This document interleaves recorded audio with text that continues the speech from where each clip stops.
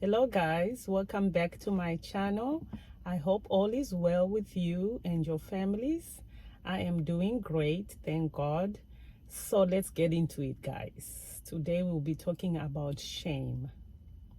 So if you remember on the stop running video, that diagram, I said shame was like the culprit.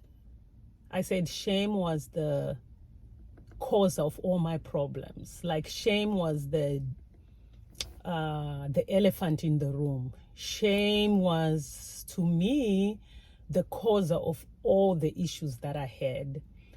Shame became who I was. Shame to me became the lenses to which I saw life.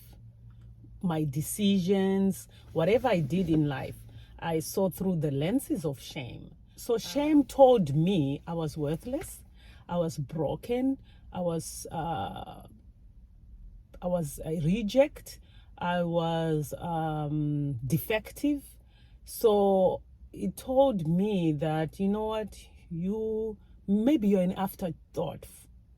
You're an afterthought. God just decided to make you at the last minute, because my understanding of God wasn't there yet. So especially when you are a child, when your shame starts, it's just something that it will become so big that you think, oh, God doesn't love me. Because if God loved me, or if God loves me, then this wouldn't have happened. So you become a defective to yourself.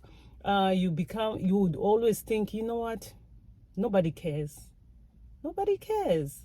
So you become your own enemy, because even yourself, you won't love you, because you're blaming yourself. You think maybe I did something wrong. It's always a blame game. So in your mind, you're just thinking, you know what, I'm a defective human being.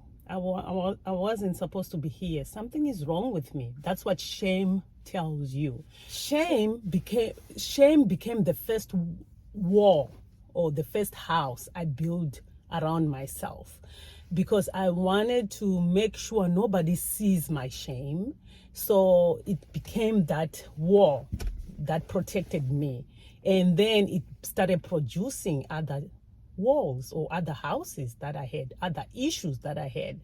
So because most of my life I spent so much time trying to protect the shame, instead of me trying to deal with the shameful act. I decided to bury the shameful act that had happened to me, and my focus was on shame. Let's cover this shame. If only I had the sense or understanding that time, if only I could have talked about the shameful act, maybe it would have helped. But because I was so scared, I was a child, I didn't talk about the shameful act. I decided to bury the shameful act and then build a house, a wall of shame around me, and blame myself. So most of my life, I ended up either blaming others with anger. It was anger issues and blaming.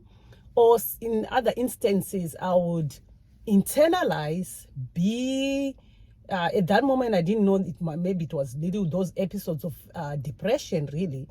But when I look at it, I think it was really episodes of depression. So I would internalize, and then I would segregate myself or separate myself from the whole entire world, becoming a loner. So in other instances, I would want to be left alone, be a loner, leave me alone. I want to be myself. In other instances, when I'm around people, then I become a performer. Because guess what? I don't want you to get close to me. I want you to know me. I will like you. I will smile at you. But the minute you want to get closer, I will run. Because I would think if I make you come closer to me, you are going to know what's going on. You're going to know my shame. So it's all superficial. That's what it became. the relationship on the outside was superficial. I wouldn't let people inside, no matter what. You were not going to see my shame, because I didn't like myself. So why would you like me? I don't like myself. You wouldn't like me. So you knowing what I went through, I would think, oh no, you wouldn't even like me more. That's what you would think, you know. So yeah, so basically shame will motivate you to be a performer, a liar.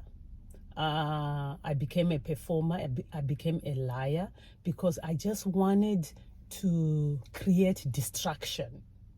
Let me distract you so that you don't see what's going on inside me. So I become a performer. Hey, let me smile more often so that you don't see what's going on inside. Even at school, I remember at school, they had a name for me because I was always smiling.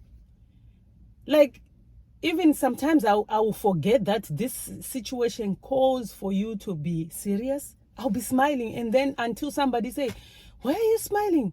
I'm like, am I smiling? You know, I would even shock myself like, oh, I'm smiling because I had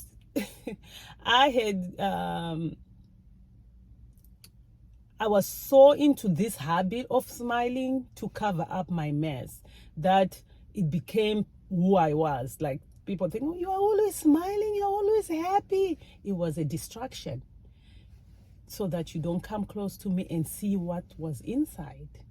Very sad, but that's what shame does to you. So also shame will cause you to respond in a very angry manner.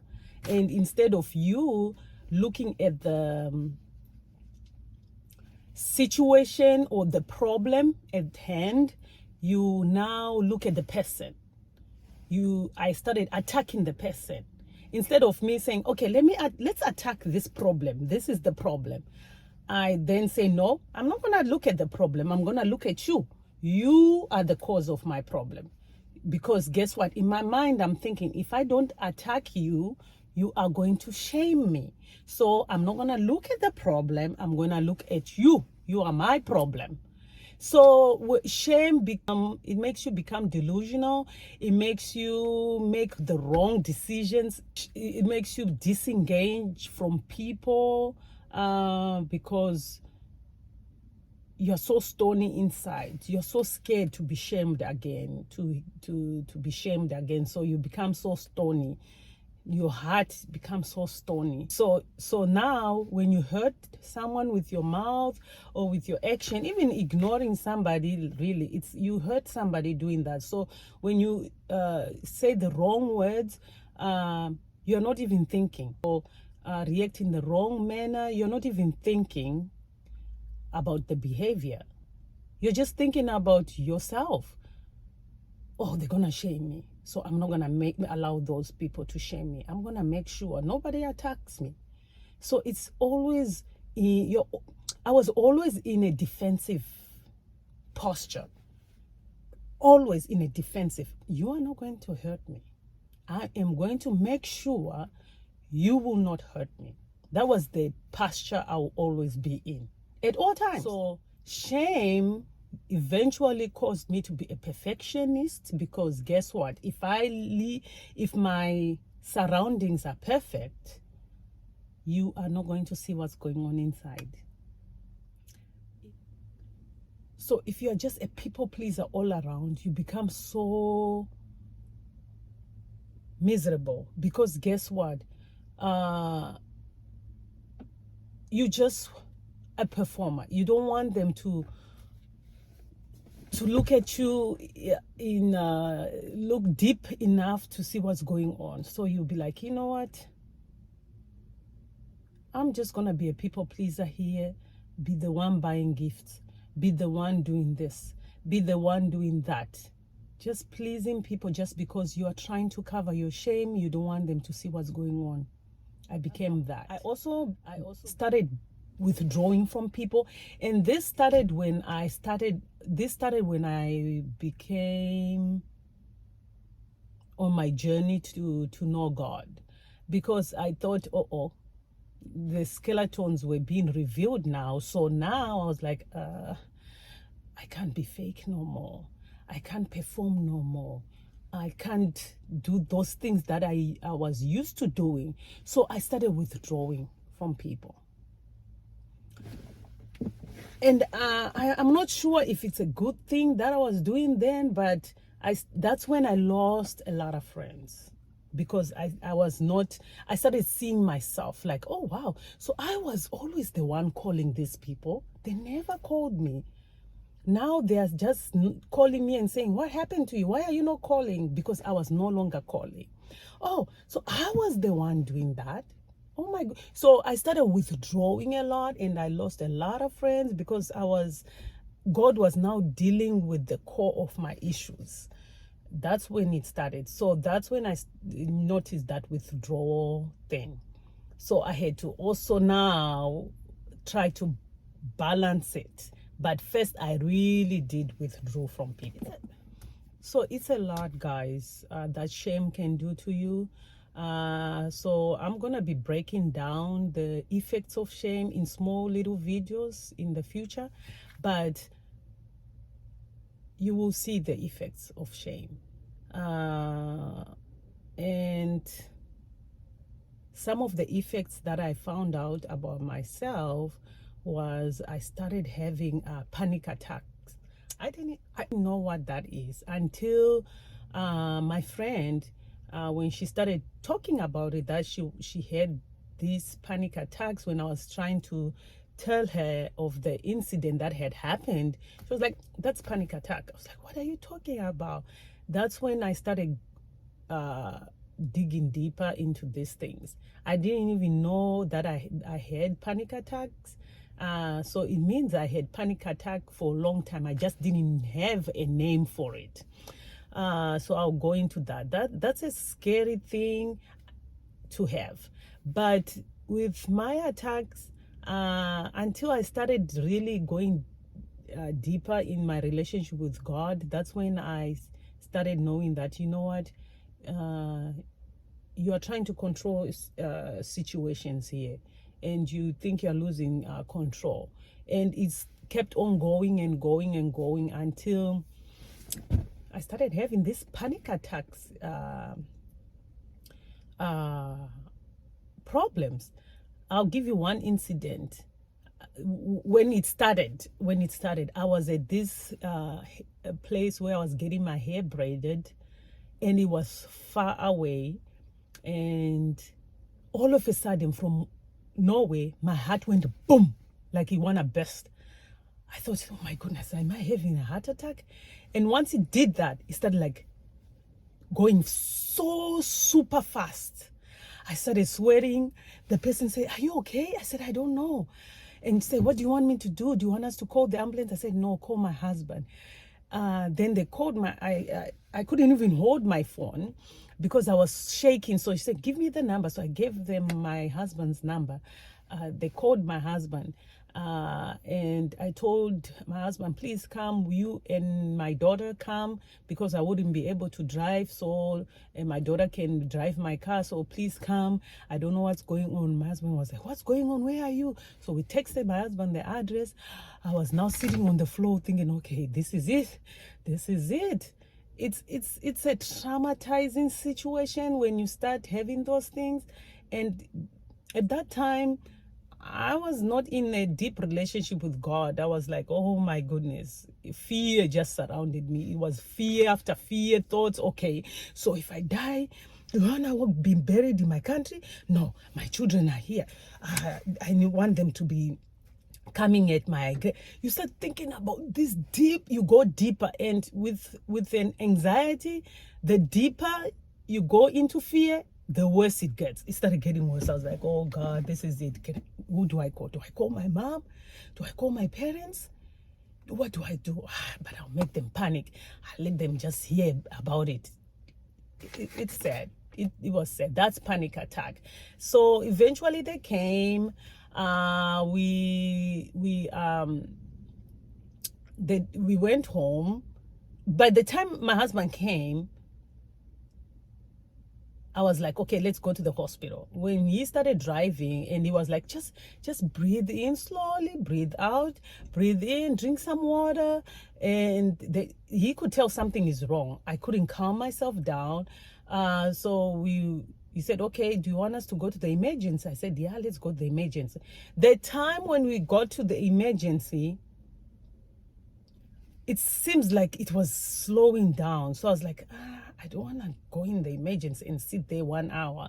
So we said, okay, let's go home. If it keeps happening, then we go to the emergency room. Then we went home. And I said, okay, I want to be left alone in the dark. My husband said, no, I'm not leaving you alone. I said, okay, what do you want us to do? I didn't know what to do. I just said, don't leave me, so that if something happens, you are right there next to me. It was something, it's the experience that I will never forget, because it scared me. I was like, this is it. But eventually, for some reason, I think my husband put a movie. I don't know what movie it was. So me watching the movie with him, I think it calmed me down. And eventually I was, calm. Just like that. Just like that. So when I started now knowing that these are panic attacks, and when I started knowing God, when they came, I would recite some verses that I knew that time, that my friend had told me, when this comes, just start meditating on these verses. So I started doing that. And when you're starting to do that, that thing gets worse. It's like the devil is trying to fight you more so you can panic more. But with the louder the anxiety attacks gets, you also must be louder at reciting those verses. That's what I started doing, until when I started understanding what it was, how to calm yourself, and when I started trusting God and all that good stuff. That's the only way I overcome anxiety. But it was something else. And then another effect was the addiction. I had one addiction, and that addiction, I will talk about it later in details. Is it one?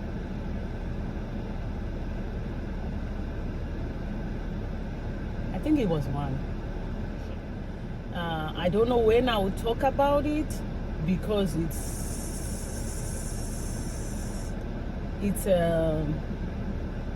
sensitive. It's sensitive, and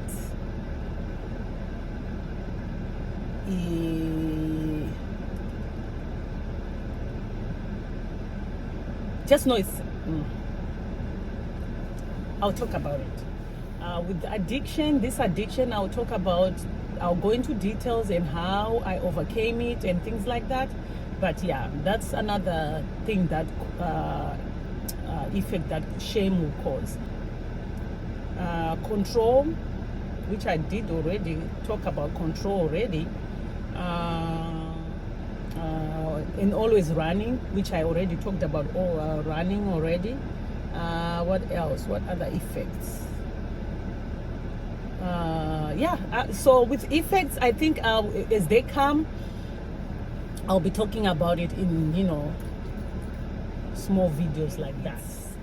The other thing you need to know about shame is shame seems like it also attracts shame to you.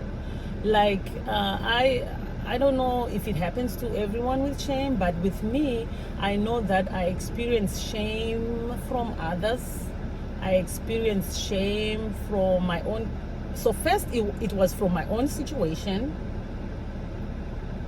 that happened, as the shameful act. And then you experience shame from other people. Whether they know it or they don't know that they are shaming you, you experience those. Then you will experience shame from your own marriage.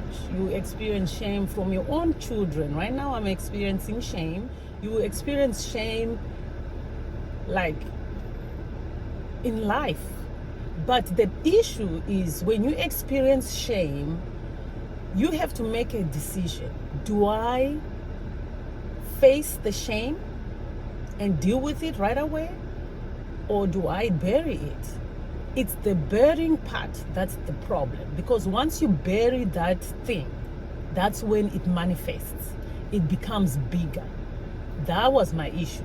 So anytime when people were shaming me, on top of the shame I have, it was just growing and growing and growing. So you have to make sure you don't bury your shame. You have to talk about it. You have to talk about the shame and get rid of it right away, because if you don't, it's going to build up.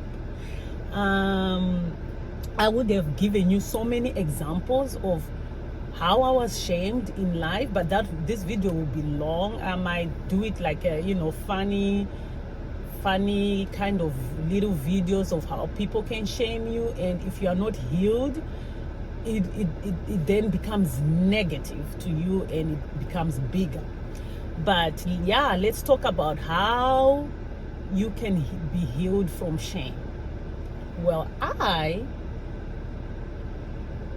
won't say I am completely healed from shame, because there's some episodes that I see shame popping up in my life.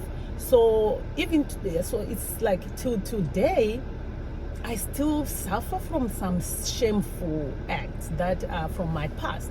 I see it coming and I'm still dealing with it. So really, but the biggest thing you can do for yourself is therapy, they say. If I knew better, if I knew what therapy does, if I understood about therapy, I would have taken therapy, but I didn't understand what therapy is back then. So what did I do? I did all that I could, which was to seek God. So it's only, for me, it's only the grace of God, really, because me seeking God, that's the only time when I started noticing the shame in me. I didn't even see shame. I saw everything else that I saw with my eyes, but I didn't know that the underlining, the root of the problem was shame. I didn't see that part until God started opening my eyes. And that's when I realized that the biggest problem I had, the cause of all the issues I had or I have, was shame. So that's when I started learning how to love myself. I started learning how to surrender. I started asking God to help me let go of people, to never be a people pleaser. It was the longest journey, but once you are delivered from people pleasing spirit, it's the most liberating thing ever. So I started seeking God, please deliver me from this people pleasing spirit. I kept on it until I was completely delivered from people. When I was delivered from this spirit, even my friend tells me, today, even her too was delivered from it. We actually ask ourselves before, like, are we not becoming too hard? But it's something that you just have to balance now. Once God delivers you from, it's the most liberating thing ever. Trust God with all my heart, knowing that God is for me and not against me. That was the number one issue. I had to trust God, because I knew how to go to church, but I didn't know how to trust God. I just thought the world was against me and God was against me. So I had to learn to trust God. I had to learn to forgive and let go. Learn how to meditate on scriptures day and night. I had to start seeing myself the way God sees me. I had to ask God, help me see myself the way you see me, because I couldn't see it. All I saw was a defective, reject human being. And that's a hard pill to swallow. I couldn't, until I saw myself the way God saw me. It's the only way I could love me and who I am and love everything that came with me. But that requires you to work on it and tell yourself in the mirror, you know what, you are perfect the way you are. You are not a mistake. You are not defective. You are enough. It took a while to get to that place. I started reading books on shame. Those books helped me. I started reading a lot of books. I think many of the books I have read in my life was about shame, how to deal with it, how to get out of it. So I started doing that, and I started controlling my anger. I told myself to be angry. It's okay to be angry, but it's the way you deal with the situation. Don't channel your anger towards people. Channel your anger to the problem and see if you can solve the problem. If you cannot solve the problem, leave it to the next day. If you can't leave it to the next day, then address the problem like an adult, like a mature person.